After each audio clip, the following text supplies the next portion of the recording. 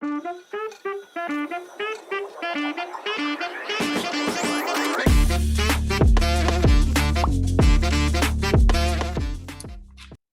teenage brain, a weird, misunderstood, and much discussed place.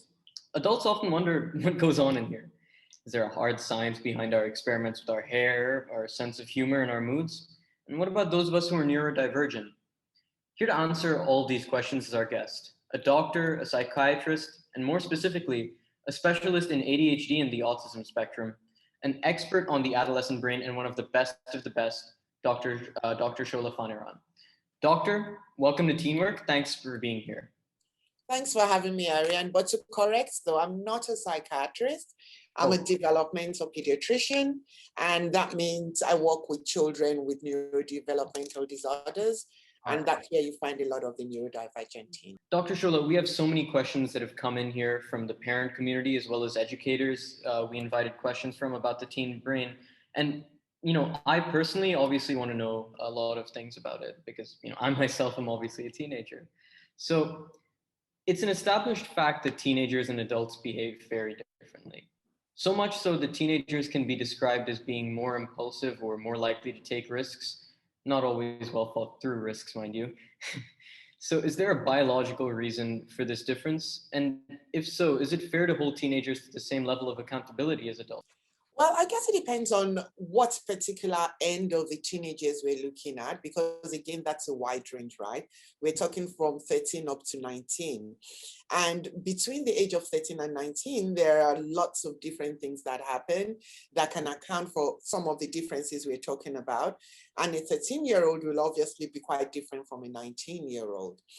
And unfortunately for teenagers, we have to draw an arbitrary line where we determine adulthood. And in a lot of the Western world, adulthood is determined from 18 and above. But in some countries, they still put restrictions on young adults up to the age of 21. For example, in the US, the drinking age is from 21, whereas in England, the drinking age is from 18. Now, to go back to your question about the differences, yes, there are differences. One of it, the main thing, is the executive function of the teenager that is quite different or less matured, we can say, than you would in an adult. And obviously less mature than you would in a child. So the fact that teenagers have less developed executive function will account for some of the impulsivity and some of these behaviors that we're talking about. But I'll be very careful to overgeneralize, because you see some young people that seem very mature for their age and they think things out nicely before they make their decisions. On the other hand, you can have adults that are a bit concerning in some of the decisions they make. So it depends on case to case, but by and large, teenagers have an objectively less developed brain, is what you're saying. Well, not physically, but yes, in the executive functions and in some of their decision-making processes. And I guess if you can look at it as well, with teenagers, we're talking about age, right? So they don't have the same life experience as an adult would have. So they have less opportunities to make decisions based on prior experience or prior understanding from other people around them. And then to put on to the fact that teenagers do tend to think that they're infallible, nothing can go wrong. But as you get older, you realize life is not quite the same. So yeah, that's why we see some of those differences. Thank you. So would you say that teenagers are more susceptible to mental illness than adults? And is this due to the biology of the teenage brain? I wouldn't put it that way. There are things in the environment that I believe, has made the incidence of mental illness increase in teenagers, but that's not to do with the brain biology or the susceptibility. We do know that there is a genetic component for mental illness. So yes, if you do have a family history, it makes you more susceptible. But if we look at the environment and what teenagers have to deal with now, it's very different from when I was a teenager and when I was growing up. So if you pick something like bullying, bullying has always been around, and bullying has a significant impact on your mental health. So with bullying in my time, it happens in school, you go home, you leave it, and it's done. Until the next time when you come to school. You don't have it on the weekend, you have your supportive environment around you. But now fast forward to where we're at now with the advent of social media, where everything is intrusive, it's at your fingertips. Bullying can go from your school to other schools around you, to people that don't even know you. And it's with the teenagers 24/7. So it makes the difficulties they face come home with them. It's not something they can readily leave behind. So they're facing different parts of life, different things that we didn't have issues with or we didn't come across, and that makes them more susceptible to mental illness as what it would have been several years back for all the younger teenagers. Right. So it's more to do with external factors as well as a few biological internal factors. Absolutely. All right. So this one, as you know, is personal to me. Many neurodivergent teenagers face challenges alongside the regular neurotypical teenagers' issues. So what advice would you give neurodivergent teenagers in order to help them be proud of who they are, regardless of the struggles? One thing I'd say is for them to learn to know themselves and find what they're good at and what they excel at, and then go out of their way to pursue that. And also to learn about whatever diagnosis or what makes them different from other teenagers, be it ADHD, and try and find the strengths in it and find ways where you can use it to compensate for all the things. So rather than focus only on the negatives, and we do work on it as parents, as educators, as clinicians, we try and help people that are neurodivergent learn skills to compensate or to help them cope with it. But the individuals themselves have to know themselves and accept themselves and find what they are good at and be proud of it and own it, really. Everybody's different. We only tend to see our differences and take it personal, but realizing that everybody's different. Everybody has things they deal with. You might be struggling in part A, somebody else might be struggling in part B. It's how we come across and support each other through it. Now, on the flip side of this, what advice would you give neurotypical teenagers to help them understand their neurodivergent peers? I'd say tolerance. And tolerance, it goes across really. It goes across not only the neurotypicals, but for everybody. We have to be tolerant of each other, of each other's weaknesses. And we have to be encouraging of each other's strengths as well to help develop each other's strengths. So rather than get irritated with your friend who has ADHD that always tends to be late with a group project, rather than looking at that, looking at other ways you can help to support him and looking at yourself. So, you yourself have issues that you're dealing with.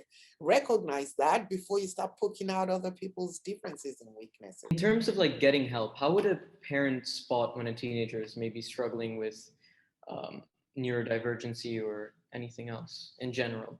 I always believe that parents know their children very well. And you know when things are not quite the way you want it to be.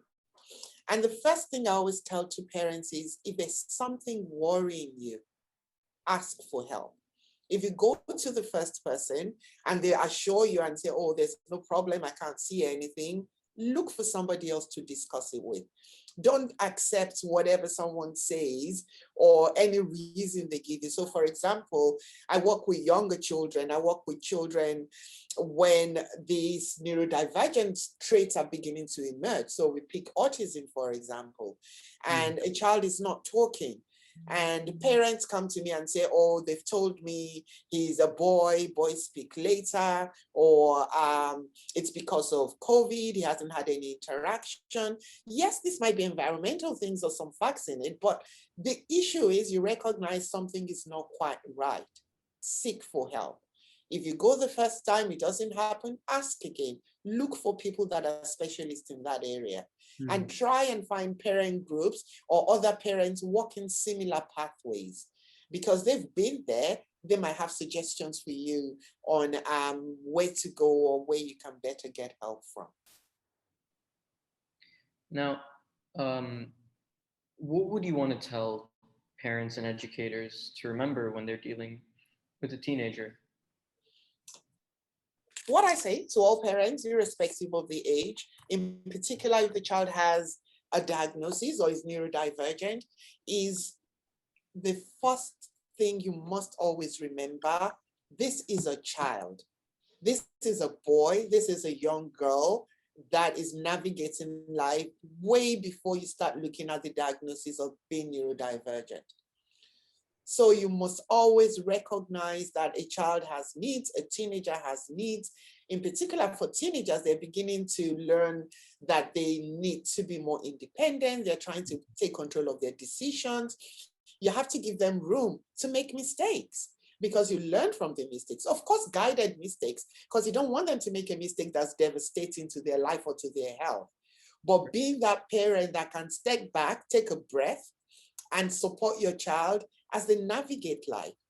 And being that parent to bite your tongue as much as possible and not go the "I told you so" route.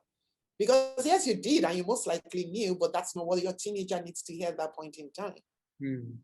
So it's always been there supportive. And being a parent to recognize the different roles as your child matures. You know that when they were really young, you were the main one, you were the provider, you were the advisor, you were the friend. But as they get into their teenage years and into young adulthood, you now become the coach. You now become somebody who suggests and realize they don't always have to take your suggestions, knowing when to step in and when to step out. So it depends on the kind of therapist we're talking about. So if a teenager is seeing a psychologist and getting counseling, the information there is confidential, right? So it's not something I try and get, back-end information from, because there has to be confidentiality. So with teenagers in particular, I operate on an open door policy, being quite clear, being transparent. So not saying things or doing things behind their back. We need to bring them on board to take on ownership of management of their disorder or whatever it is that they're trying to walk through. So my ideal is to ask the teenager what they want, where they see this going, and what they think will help them. And then I can recommend, this is what I think will work. This is how I'm seeing it. Can we give this a go? But making sure that I have that young person on board and making sure that they know they have a voice in what's going on with them. And I do realize that, yes, they might not have as in-depth an understanding of the disease process as I do, but also recognizing that it's their body. And if we don't have them on board, no matter what it is you're suggesting, or no matter how much evidence is behind the kind of therapy you want to work with them, it's going to fail. If they're not on board. So they need to have ownership of it as well and be on board with the treatment. All right. So essentially a teenager must be on board with their treatment, from you, from the therapist, and from also their parents. Like they need to be on board with all of them, otherwise it's not going to work. It's not going to work. All right. So thank you so much for being here, Dr. Shola. You've been just so great. It's been so great having you on TeenWork. You've been an amazing guest. You've given us a lot of to think about, and I'm sure you've started many useful conversations around this topic. Thank you very much for having me. It's been a pleasure. Pleasure has been ours.